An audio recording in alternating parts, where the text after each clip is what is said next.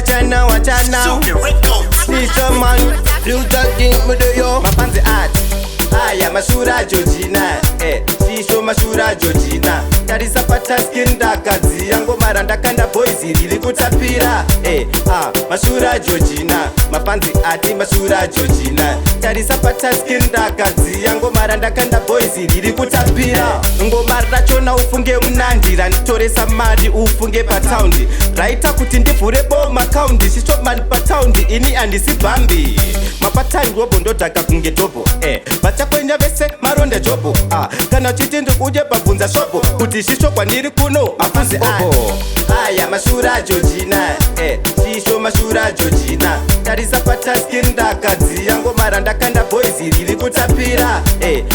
Mashura aJojina mapanzi ati Mashura aJojina tarisa pata skin dakadzi yango maranda kanda boys riri kutapira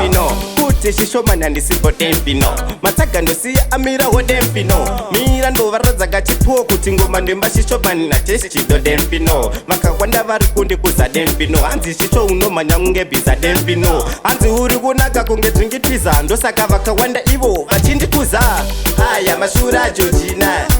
Shisho Mashura aJojina tarisa pata skin dakadzi yango maranda kanda boys riri kutapira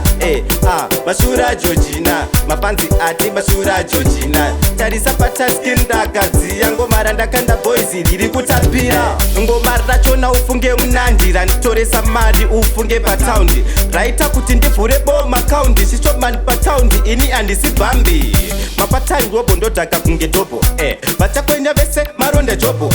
kana chiti ndikuje pabvunza shopo kuti Shisho kwandiri kuno afuzi aya Mashura aJojina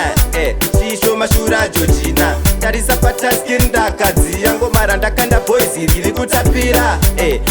Mashura aJojina mapanzi ati Mashura aJojina tarisa pata skin dakadzi yango maranda kanda boys riri kutapira